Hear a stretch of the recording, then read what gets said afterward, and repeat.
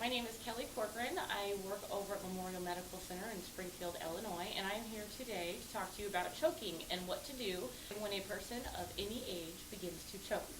For the first segment, we're going to speak of the adult, and this is my adult mannequin. What the first sign is when someone is choking, it's pretty universal. It's when they grab their throat and they start trying to cough but nothing comes out. The first thing you always want to do is ask them, "Sir or ma'am, are you choking?" If they shake their head yes in response to that question, then you ask them if it would be okay if you did the Heimlich maneuver on them.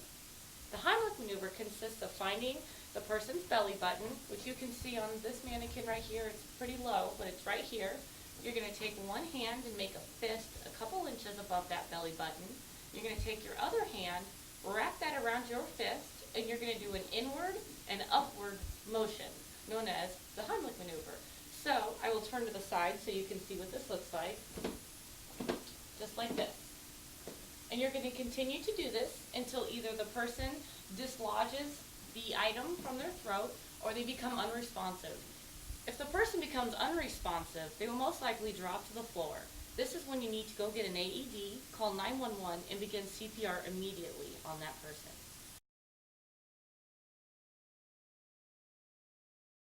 For the infant, things change just a little bit. You always want to remember that you want to keep the head below the buttocks of an infant. What this does is it allows the item to become dislodged in the throat and hopefully escape through the mouth. So the first thing you want to do is look in the infant's mouth to see if you can see the actual item.